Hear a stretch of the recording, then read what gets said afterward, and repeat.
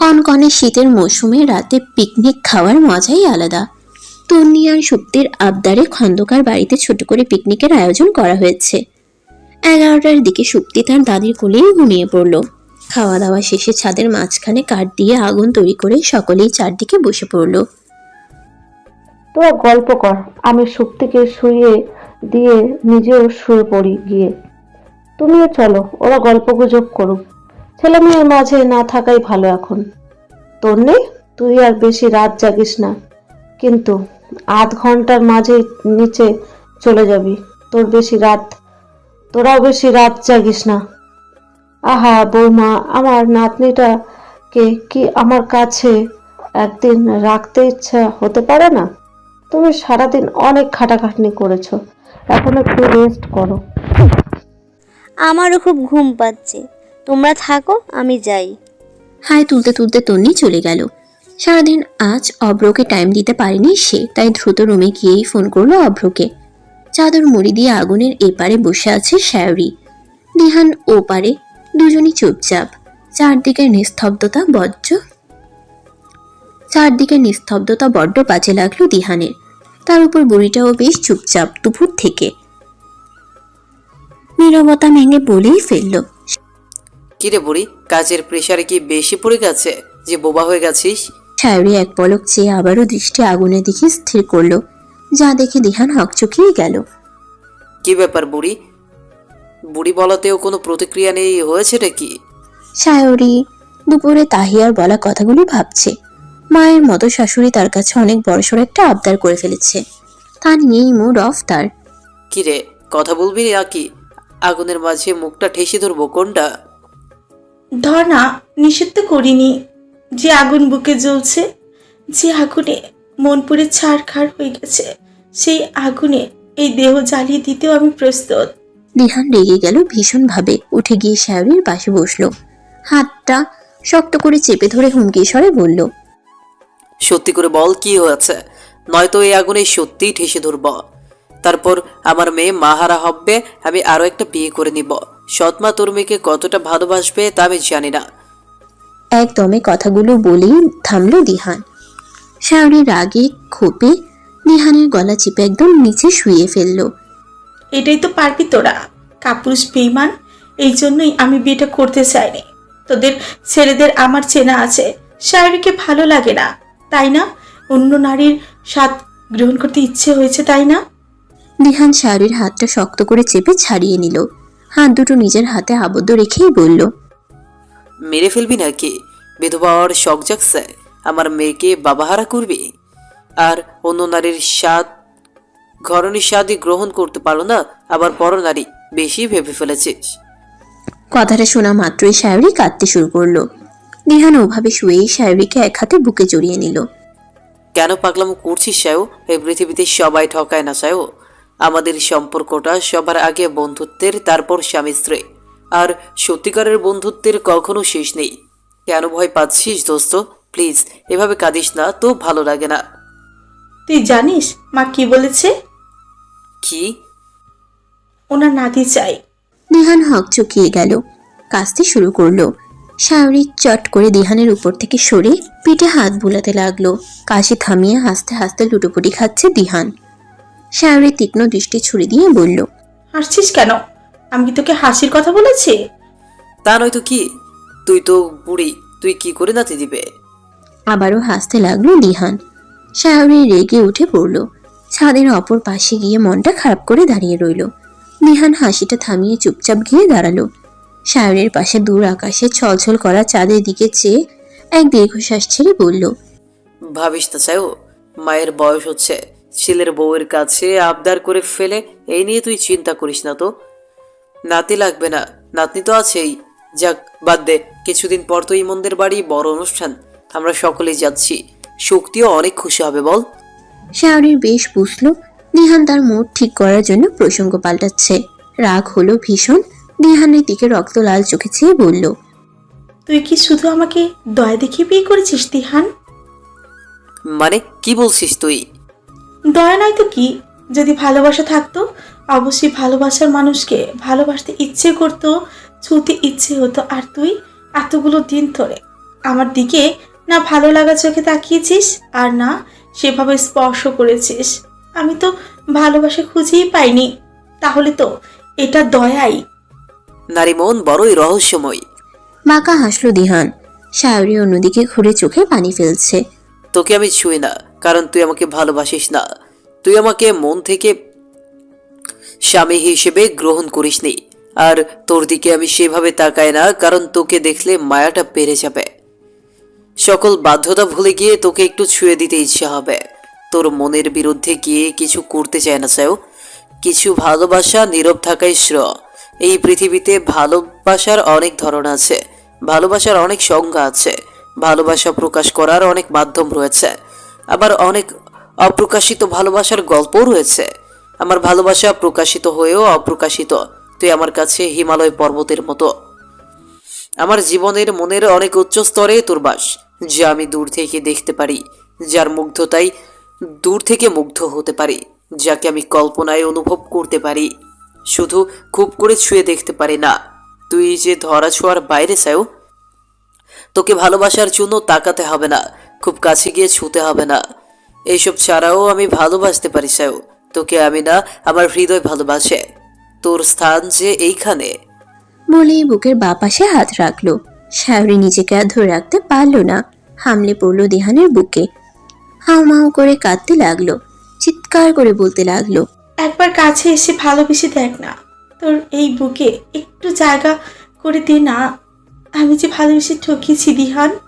আমার যে খুব ভালোবাসা চাই, যে ভালোবাসার ভিড়ে পুরনো ক্ষতর দাগটা আর চোখে পড়বে না, পুরনো ব্যথাটা আর অনুভব হবে না। সায়ু চুপ, বাবা মা শুনতে পাবে, চুপ কর না। তুই আমায় ভালোবাসা দে দিহান, ভালোবাসা দে। দিহান মৃদু হাসলো, দু হাতে আলতো করে দুগাল ধরে মুখ উঠিয়ে বলল, দিব, কিন্তু আজ না, কাল আগে আমাকে শিওর হতে দে। তুই যা বলেছিস ঠান্ডা মাথায় মন থেকে। সায়রী খেপে গেল, মুখে কিল ঘুষি দিতে দিতে বলল, তোর কি আমাকে পাগল মনে হচ্ছে? পাগল ভাবছিস আমায়? দিহান হাসতে হাসতে হাতটা শক্ত করে চেপে বুকে জড়িয়ে নিল সায়রীকে। মাথায় আলতো করে কিস করে বলল, ভালোবাসি। সায়রী বুকে মুখ গুজে চোখে পানি ফেলতে লাগলো। ফজরের আজান কানে আসতেই ঘুম আলগা হয়ে গেল মুস্কানের। ইমনের উপস্থিতি টের না পেতেই বুকটা ধক করে উঠল। চোখ খুলতেই নদীর মুখটা দেখতেই মনে পড়ে গেল সবটা। সে তার মায়ের আপন বড় বোনের বুকের মাঝে আবদ্ধ রয়েছে। তার আপন জন, যার গা থেকে মামা গন্ধ পাচ্ছে সে। ঠোঁটের কোণে মৃদু হাসি ফুটে উঠল। এ বাড়ির মানুষগুলো কেউ তার পর নয়, সবাই তার আপন জন। তার মায়ের শেকড় যে এখানেই। এতদিন জানতো ইমন ছাড়া তার আপন বলতে পৃথিবীতে কেউ নেই, কিন্তু কালকের পর সে জেনে গেছে তার আরো আপনজন রয়েছে। তাকে কেউ আর অসম্মান অপমান করবে না। এই বাড়ির আর 5 জন মানুষের মতো তারও অধিকার রয়েছে এ বাড়ির মানুষগুলোর উপর। আর এসব সে পেয়েছে শুধুমাত্র ইমনের জন্য। আল্লাহ তাআলাকে অনেক অনেক শুকরিয়া জানিয়ে উঠে পড়ল সে। কিরে, ঘুম আলগা হয়ে গেছে এখনই? সবে তো 5টা বাজে। আসলে ফুপি, আমি এই সময় উঠি, যত রাতেই ঘুমাই না কেন আজান দেওয়ার সাথে সাথে ঘুম ভেঙে যায়। পুপু মানে? আমি পুপু? আমি ইমনের পুপু বলে তুইও পুপু বলবি? একদম না, মামুনি বলে ডাকবি আমায়। তুই তো আবার আরেকটা মেয়ে, তাহলে পুপু কেন বলবি? মুস্কান লজ্জা পেয়ে গেল, মাথা নিচু করে বলল, আচ্ছা। এখনই উঠে কি হবে? আর একটু ঘুমিয়ে তো নে। আর ঘুমবো না, নামাজটা পড়ে নেই। তুমি পড়বে না? নদী হেসে ফেলল, চোখ দুটো চিকচিক করছে। তার দু গালে ধরে কপালে চুমু এঁকে বলল, আমার লক্ষ্মী মেয়েটা। আচ্ছা, আমিও পড়বো। আচ্ছা, আমি ঘরে যাই, ওখানে যাই নামাজ আছে, তোমার একটা দিয়ে যাই। না, আমার কাবাডেও আছে অনেক পুরনো, সেটাই হবে। তুই কি পড়ে নে।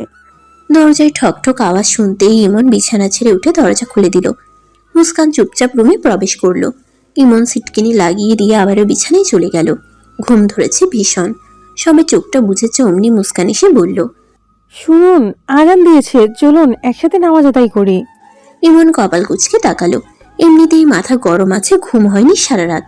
তার উপর সে যা করে না তাই নিয়ে আবারও ঘ্যান ঘ্যান শুরু করেছে। ঘুমোতে দাও, বারবার এক কথা বলতে ভালো লাগে না। নিজের কাজ নিজে করো। এটা মোটেও আমার কাজ না। কড়া গলা কানে বাজতে ইমন ভ্রুযুগল উঁচিয়ে বড় বড় করে তাকালো শোয়া অবস্থাতেই। মুস্কান এক ঢোক গিলে আমতা আমতা করে বলল, না মানে আপনি কেন নামাজ পড়বেন না? মুসলিম হয়ে নামাজ আদায় করবেন না এটা আমি নিতে পারবো না। আজকে আমি ছাড়বো না, আপনাকে নামাজ পড়তেই হবে। ইমন শোয়া থেকে উঠে বসলো। রাগে চোখ মুখ নিয়ে দাঁতে দাঁত চেপে বলল, সকাল সকাল আদেশ করতে এসছো? আদেশ না, অন্যায়ের প্রতিবাদ করছি। আপনি তো বলেছেন যে অন্যায় করে আর যে অন্যায় সে দুজনে সমান অপরাধী, আর আপনি শুধু অন্যায় না পাপ করছেন। আর স্ত্রী হিসেবে আমি এটা করতে দিতে পারি না। ইমন হক চুকিয়ে গেল। রাগটা খানিক কমে গেল। ভ্রু কুচকে চেয়ে বলল, তুমি কি পড়ে নাও, 2 ঘন্টা পর জাগিয়ে দিও। না, আপনি নামাজ পড়বেন। দেখুন, আপনার মাঝে দুটো বদ অভ্যাস আছে। ইমন বড় বড় করে তাকাতেই মুস্কান পিছন ঘুরে দাঁড়ালো। কথাটা বলা মাত্রই তার হাত পা কাঁপতে শুরু করেছে। ইমন কথাটা শুনে বিস্ময়ের চরম পর্যায়ে পৌঁছে গেল। বিছানা ছেড়ে উঠতেই মুস্কান এক ঢোক গিলল। গম্ভীর স্বরে বলল, কি পাচ্ছে অভ্যাস আমার? আপনি 6 খান, এটা পাপ। আপনি নামাজ পড়ছেন না, এটাও পাপ। তাই এগুলো বদ অভ্যাসগুলো চোখ বন্ধ করে বলে ফেললাম। ইমন মুস্কানকে এক হ্যাচকা টান দিয়ে নিজের সামনে নিয়ে এলো। তীক্ষ্ণ দৃষ্টিতে চেয়ে বলল, লেসন, মুখটা বেশি চলছে না? চুপচাপ গিয়ে নিজের কাজ করো। ইমনের রাগ দেখে মুস্কান ইমনকে শক্ত করে জড়িয়ে ধরল। বুকে মাথা চেপে ফুপিয়ে কেঁদে উঠল। ইমন যেন এবার বাকরুদ্ধ। এই মেয়ের হলোটা কি? ফুপুকে মুস্কানে পাল্টে পাঠালো নাকি ওকে ভূতে পেল? কোনটা? মুস্কান, কি হয়েছে? বোকার মতো কাঁদছো কেন? পাগলামি কেন করছো? আমি আপনাকে ভালোবাসি, খুব ভালোবাসি আপনাকে আমি। ইমন আবারও হক চকিয়ে গেল। তার মুগ্ধময়ী তাকে ভালোবাসে সে কথাটা কি সে জানে না নাকি? এভাবে কেঁদে বলার কি আছে? তো আমি আপনার সাথে সারা জীবন থাকতে চাই। হ্যাঁ, নিষেধ করলো কে? এই পৃথিবীতে শুধু নয়, মৃত্যুর পরও আমি আপনার সাথে থাকতে চাই। দুনিয়াতে নয়, আখিরাতেও আপনাকেই চাই। ইমন নিশ্চুপ হয়ে যায়। গভীর শ্বাস ছেড়ে নিজেও অনেক শক্ত করে জড়িয়ে ধরলো মুস্কানকে।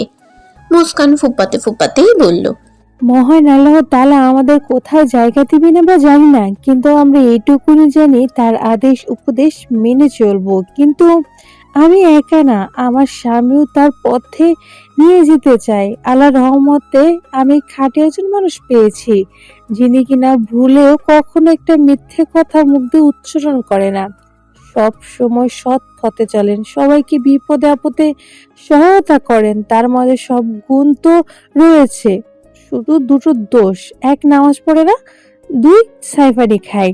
আর এই দুটো জিনিস যদি আমি পাল্টাতে না পারি, তাহলে এক সময় যেমন এটা আপনার ক্ষতি করবে, ইহকালে পরকালে আপনাকে কঠোর শাস্তি ভোগ করতে হবে। শুধু এই কালে নয়, পরকালেও আমি শুধু আপনাকেই চাই। প্লিজ, আপনি আমার এই অনুরোধটা রাখুন। আপনার কোনো প্রকার ক্ষতি যে আমি সহ্য করতে পারবো না। দাদি বলেছে আপনি উপরওয়ালার উপর খুব অভিমান করেছেন, কিন্তু এটা তো ঠিক না বলুন। ভুল খারাপ কাজ তো মানুষই করে, তাহলে আপনি তার দায় উপরওয়ালাকে কেন দিবেন? যা হারিয়েছে তা ভেবে অভিমান না জমিয়ে যা পেয়েছেন তা নিয়ে কি শুকরিয়া আদায় করতে পারেন না? সত্যি তো, আমি মুস্কানের মতো এমন একটা নিষ্পাপ প্রাণ পেয়েছি জীবনসঙ্গী হিসেবে। এর জন্য তো উপরওয়ালাকে শুকরিয়া জানানোই উচিত। হয়তো আমি শিশুকাল থেকে মা হারিয়েছে, মায়ের আদর ভালোবাসা পাইনি, অনেক রকম খারাপ পরিস্থিতি দিয়েও গেছে। তবুও দিন শেষে এমন একটা খাঁটি জিনিস তো পেয়েছে। কিছু পাওয়া কিছু না পাওয়ার নামই তো জীবন। ও যা বলছে তাতে কোনো পাপ নেই, লোভ নেই, স্বার্থ নেই। যদি স্বার্থ থেকে থাকে তাহলে ভালোবাসা, যদি লোভ থেকে থাকে তাহলে ভালোবাসা। এমন নিষ্পাপ কোমল হৃদয়ের আবদার আমি কি করে না রাখি? দুজনে একসাথে এই প্রথম নামাজ আদায় করলো। নামাজ শেষে ইমন মুস্কানের কপালে ভালোবাসার পরশ ছুঁয়ে দিল। মুস্কান বলল, আমি যখন ক্লাস 3-তে পড়ি তখন কোরআন হাতে নিয়েছিলাম। মা আর আমি একসাথে নামাজ পড়তাম, কোরআন পড়তাম। আমি মাদ্রাসায় পড়েছি 5 অবধি। হুজুরাই বলেছে নামাজ না পড়লে কি কি শাস্তি হয়। আর আপনি জানেন স্বামী স্ত্রী একসাথে নামাজ পড়া সুন্নত। ইমন মৃদু হাসলো। যায় নামাজে হাঁটু ভাঁজ করে বসে মুস্কানের কথাগুলো শুনতে লাগলো। ওর কথাগুলোতে বাচ্চামি মিশে থাকে। মহামূল্যবান কথা বলছে, তবুও ইমনের হাসি পাচ্ছে। পাবে নাই বা কেন? বাচ্চা মেয়েটা কখন থেকে তাকে জ্ঞান দিয়ে যাচ্ছে, নিজের সর্বাত্মক চেষ্টা করে বুঝিয়ে যাচ্ছে। আর জানেন আরবি হুজুর কি বলেছিল? মানুষের দুনিয়ায় সব গাফিলতি থেকে মুক্ত রাখতেই প্রিয় নবী নামাজেরকে বেহেশতের চাবি হিসেবে ঘোষণা করেছেন। পাশাপাশি মানুষের দৈনন্দিন জীবনের 5 ওয়াক্ত নামাজের রুটিন করে বিধান হিসেবে জারি করেছে, যা প্রতিদিন 5 ওয়াক্ত নামাজ সময়মতো আদায় করবে ওই ব্যক্তির দ্বারা কোনোভাবে অন্যায় ওর ওপর অটল অবিচলিত থাকার সুযোগ নেই। আপনার দ্বারা এমনিতেও কোনো অন্যায় হয় না, শুধু নামাজ পড়েন না, সাইপাস খান, আজ থেকে আর ওইসব করবে না কিন্তু। বলেই ইমনের হাত দুটো চেপে ধরলো। ওকে ফাইন, অনেক হয়েছে, অনেক বুঝিয়েছ, বুঝেছি আমি, আর কোনো কথা নয়। আপনি বলুন না, আজ থেকে আমার সঙ্গে একসাথে নামাজ পড়বেন তো? আমি আপনাকে কোরআন পড়াও শিখাবো। আমি এই কথা দিতে পারছি না মুস্কান, আমি কতটুকু সময় পাই বলো? আচ্ছা, দুবার তো সময় হবে, ওই দুবার না হয় একসাথেই পড়বো। ইমন মৃদু হাসলো। ইমন মাথা চাকালো। মুস্কানের চোখে মুখে হাসির ঝলক দিয়ে উঠল। ইমন বাঁকা হেসে জায়নামাজ থেকে উঠে পড়ল। অল্পতেই মেয়েটা ভীষণ খুশি হয়ে যায়, ভেবেই তৃপ্তির শ্বাস ছাড়লো। মুস্কান রুম ছেড়ে বেরোতে পা বাড়াতেই নিতেই ইমন বলে উঠল, তখন হাসছিলে কেন? কখন? মুস্কান থেমে গেল, পিছন ঘুরে বলল কথাটা। ইমন চোখ বুঝেই গম্ভীর গলায় বলল, যখন ও রুমে গিয়েছিলাম। ইমন চোখ বুঝেই গম্ভীর গলায় বলল, যখন ও রুমে গিয়েছিলাম। মুস্কান মুচকি হেসে বলল, এমনি। এদিকে এসো। বিছানার পাশে গিয়ে দাঁড়ালো মুস্কান। ইমন চোখ খুলে তাকালো। মুস্কান লজ্জা পাচ্ছে বুঝতে পেরে ইশারা করলো পাশে বসতে। মুস্কান চুপচাপ পাশে বসতেই ইমন তার হাত বাড়িয়ে পিঠ চেপে একদম নিজের উপর ফেললো। গাঢ় দৃষ্টিতে চেয়ে বলল, কেন হাসা হচ্ছিল জানতে চাই আমি। মুস্কান লজ্জায় নিয়ে গেল। সে তো মজা করেই হেসেছে, তা কি বলবে? কি হলো বলো, কেন হাসছিলে? এমনি মজা করে হেসেছি। তাই? কি নিয়ে মজা পেলে? এবার যেন ভয়ে মরিমরি অবস্থা, কি করে বলবে সে? তাকে দেখে মজা পেয়ে হেসেছে। আমাকে ছাড়া যে আপনি একটা রাতও কোথাও থাকতে পারেন না, তা তো আমি জানি, কিন্তু ওনাদের না আমি কিছু বলতে পারছিলাম আর না আপনি। কি হলো আমার কাছে জিজ্ঞেস করছে? আপনি তো আমাকে নিতে গিয়েছিলেন, কিন্তু মামুনি তো আসতে দেয়নি, তাই হাসি পাচ্ছিল। মানে হলে আমাকে তুমি হাসির পাত্র বানিয়েছো, তাই তো? আমার ব্যথাতে মজা পেয়েছো তুমি? মুস্কান চোখ তুলে তাকালো ইমনের মুখের দিকে। যুগল ভ্রুজোড়া কুচকে আছে, ছোট চোখ জোড়া আরো ছোট হয়ে তীক্ষ্ণ হয়ে আছে। ঘন কালো গাল ভর্তি দাড়ির মাঝে গোলাপি রাঙা ঠোঁটগুলো যেন আরো কিছু বলতে চাইছে। মিনমিন স্বরে বলল, আপনি ব্যথা পেয়েছেন? এমন কিছু বলল না।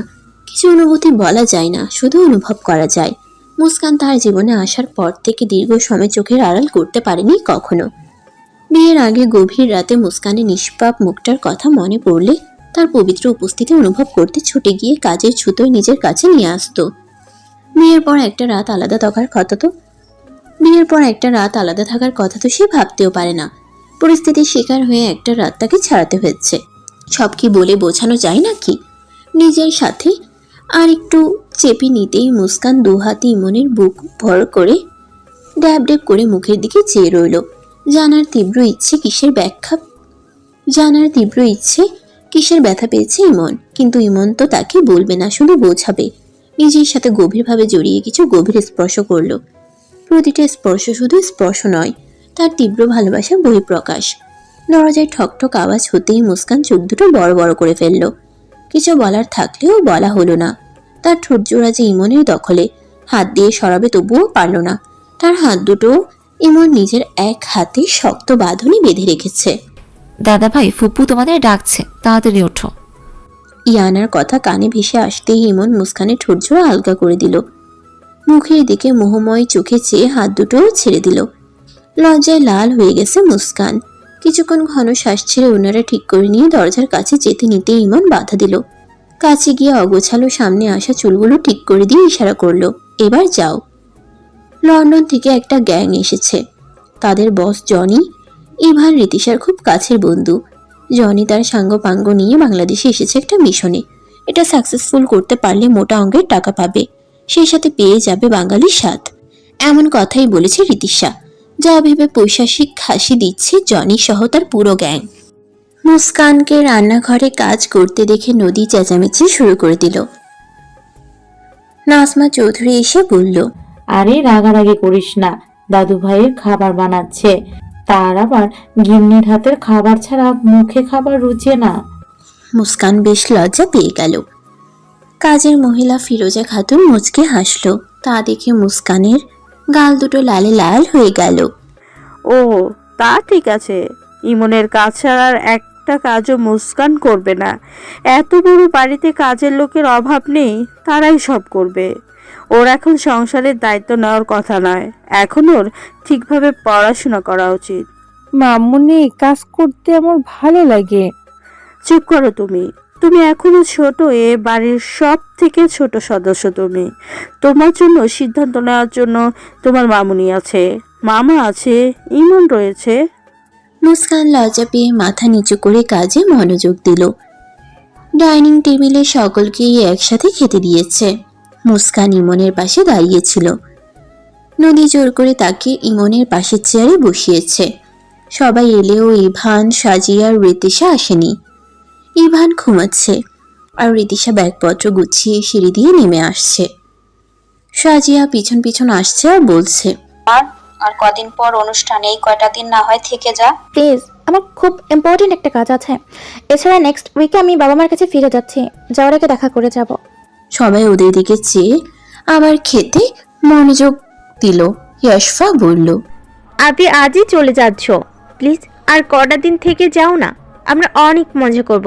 হ্যাঁ, তুই তো বললি তুই যে আমার নিজের বোন থেকেও বেশি ভালোবাসিস, কিন্তু এই বাড়িতে অনেকেই চায় না আমি এখানে থাকি, তাই চলে যাচ্ছি। কিন্তু আমি যাওয়ার আগে দেখা করে যাব তোর সাথে, সেই সাথে তোর বার্থডেতে গিফটটাও দিয়ে যাব। ইয়াশফা খাওয়া ছেড়ে উঠে গিয়ে ঋতিশাকে জড়িয়ে ধরল। ঋতিশাও ইয়াশফাকে আদর করে কপালে চুমু খেলো। দাদি তার ছেলের হাসি দিয়ে বলল, মেয়ে যাবে যখন কটা খেয়ে যা। ঋতিশা দাদির তার ছেলের হাসি দেখে মনে মনে বলল, এই হাসি 15 দিন হেলো বলে। ইমন মুস্কানের দিকে চেয়ে মনে মনে হাসল। সবার থেকে বিদায় নিয়ে বেরিয়ে গেল ঋতিশা। ইমন রেডি হচ্ছে, মুস্কান তার পাশেই চুপ করে দাঁড়িয়ে আছে। গ্লাসে পানি এগিয়ে দিয়ে বলল, কাল একটু কলেজে যেতে হবে, আপনি যাবেন সাথে? ইমন পানিটা খেয়ে গ্লাস হাতে নিয়ে বেরিয়ে গেল। মুস্কান মুখটা ভার করে বসে রইল। ইয়ানা, ইয়াশফা, নিপরা, নিলয় বসে আড্ডা দিচ্ছে। মুস্কানও নিচে নেমে এলো। অব্র বাইরে ছিল, সেও চলে এলো। তাদের আড্ডাটাও বেশ জমে উঠল। ইয়াশফা এতদিন মুস্কানকে পছন্দ না করলেও যখন থেকে শুনেছে মুস্কান তারই ফুপ্পর মেয়ে, তখন থেকেই মুস্কানের উপর সব রাগ চলে গেছে। ভাবি হিসেবেও সে মেনে নিয়েছে মুস্কানকে। ইয়াশফার আচরণে ইয়ানা, মুস্কান দুজনেই অবাক। খুশিতে চোখে পানি এসে গেল মুস্কানের। নদী আর নাজমা চৌধুরী ড্রয়িং রুমে তাদের সকল ছেলে মেয়েদের একসাথে দেখে তৃপ্তি পেল ভীষণ। ইভেন্টটাই আলাদা হলো সকলের থেকে। ছেলেটা তো আমাদেরই বংশধর, মায়ের কুশিক্ষার জন্য ছেলেটা আজ এমন হয়েছে। সব ভাই বোনের যেখানে এক, সেখানে ইভান কোনো আলাদা হবে? তুই আফসোস করিস কেন? দেখিস একদিন বৌমারও পতন হবে, বৌমাই আফসোস করবে ছেলেকে সুশিক্ষা দিতে না পারার জন্য। মা, আমি চাই আমার ভাই বোন, আমার ছেলেরা সারা জীবন একে অপরের পাশে থাকুক, সকলের মাঝে ভ্রাতৃত্বের বন্ধন গড়ে উঠুক। তোর আমার চাওয়াতে কি হবে? যে জন্ম দিচ্ছে সেই তো ছেলেটার মন বিষিয়ে দিচ্ছে। এই বিষ উপরওয়ালা ছাড়া কেউ তুলতে পারবে না। সেদিনের সেই মাটা আজও ভুলতে পারেনি ইভান। সেদিনের পর প্রতিটা রাত সে যন্ত্রণায় ছটফট করেছে। বাড়ির ড্রয়িং রুমে যন্ত্রণায় সারা রাত কাতরিয়েছে, অথচ কেউ তার পাশে আসেনি। ইমন চৌধুরী যদি তাকে নিজের ভাই মনে করত তাহলে এভাবে আঘাত করতে পারত না। সৎ ভাই সৎ ভাইই হয়, কোনোদিন সে আপন হয় না। বিছানায় বসে রাগে ফুঁসছে আর ভেবে যাচ্ছে ইভান। আজও সে ঘুমোতে পারেনি, সারা রাত ছটফট করেছে। এই ছটফটানি থেকে বাঁচতেই সেদিনের কথা ভুলে থাকার জন্যই দেশের বাইরে চলে গিয়েছিল। কিন্তু এবারে আসার পর মুস্কানকে দেখো, আবারও সেই যন্ত্রণাটা তীব্র হয়ে গেছে। বাবা মা বোন ছাড়া এবাড়ির কেউ তাকে ভালোবাসে না। ঘরে বাইরে সবাই শুধু ইমন ইমন করে। এখন এসেছে মুস্কান। ইমন, মুস্কান, ইমন, মুস্কান, এই দুটো নাম আমি মুছে দিতে চাই। ইয়াস, সব ধ্বংস করে দিব আমি। একরামুল চৌধুরীর ছেলে শুধু ইমন চৌধুরী নয়, ইভানও, অথচ ইভানের কোনো অস্তিত্বই নেই। মা ঠিক বলে, সবই ইমন চৌধুরীর কারসাজি, সব নিজে দখল করে নিচ্ছে, একসময় ঠিকই আমাদের ধূলিসাৎ করে দেবে। আমি বেঁচে থাকতে এটা হতে দিব না ইমন চৌধুরী। তোমাকে হারানোর মন্ত্র একটাই, তোমাকে নিঃশেষ করার মন্ত্র একটাই, আর তা হলো মুস্কানকে আঘাত করা। তুমি শুধু আমার ক্ষতি করনি, তুমি আমার আর এক বোনের জীবনও নষ্ট করেছো, আর তার শাস্তি তোমাকে পেতেই হবে মিস্টার ইমন চৌধুরী। অফিস যেতে না যেতেই ইমনের পার্সোনাল অ্যাসিস্ট্যান্ট রিতিশা হ্যান্ডব্যাগ থেকে আয়না বের করে নিজেকে দেখে নিল। সব ঠিকঠাক আছে দেখে নিয়েই ইমনের সামনে গিয়ে বলল, good morning sir. Good morning. ইমনের পিছন পিছন যেতে লাগলো রিতিশা। ইমনের মুখের এই গুড মর্নিং শোনার জন্যই সে 1 ঘন্টা আগেই অফিসে চলে আসে। কোনোভাবেই এই জিনিসটা সে মিস করতে চায় না। তার ঘরে বউ থাকুক তাতে তার কষ্ট নেই। সারাদিন যেটুকু সময় অফিসে ইমনের সঙ্গে থাকে এইটুকুতেই সে স্বর্গসুখ পায়। শুধুমাত্র ইমনের জন্যই নিজের বাবার এত বড় বিজনেস রেখে এখানে বিয়ে হিসেবে জয়েন করেছে। ইমনের পার্সোনাল অ্যাসিস্ট্যান্ট, সে যা নিয়ে তার গর্বের সীমা নেই। ব্যক্তিগত জীবনে তাকে প্রত্যাখ্যান করলেও বিজনেস জীবনে প্রত্যাখ্যান করতে পারেনি ইমন। ইমন গিয়ে নিজের চেয়ারে বসলো। রিতিয়া বেশ খুশি হয়ে বলল, স্যার এবারও তো আমরা সকল স্টাফরা মিলে আপনাদের অনুষ্ঠানে যাচ্ছি, তাই না? বাবা সবাইকে ইনভিটেশন কার্ড দিয়েছে, সহজে কথাবার্তা না বলে কাজে মন দিন।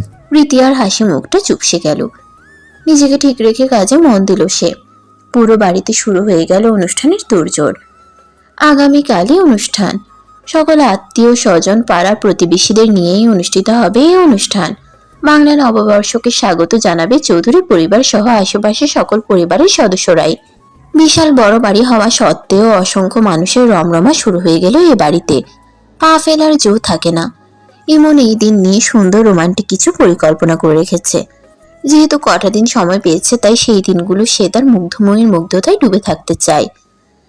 তার চোখে তার মুগ্ধময়ীর মরণ দেখতে চায় খুব করে। কাউকে না জানিয়েই সে তার বাড়িতে ব্যবস্থা করে ফেলে।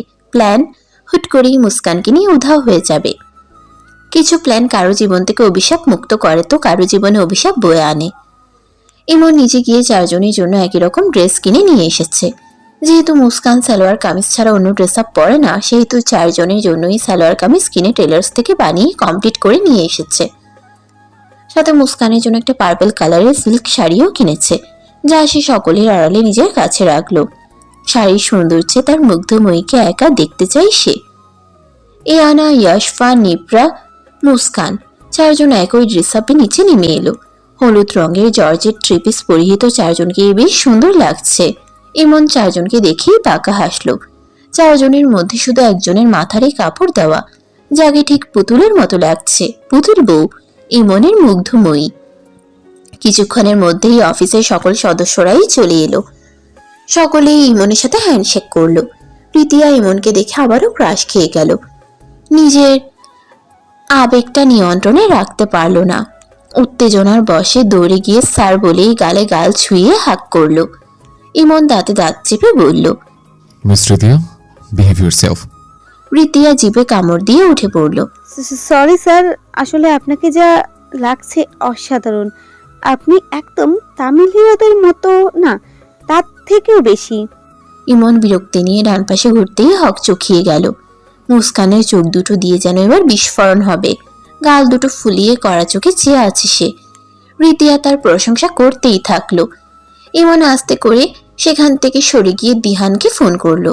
ওই মেয়েটা ওনাকে জড়িয়ে ধরেছিল আর উনি কিছুই বললো না। উনি তো অফিসের লোকজনের সাথেই এসেছে, তাহলে উনি কি অফিসে জব করে?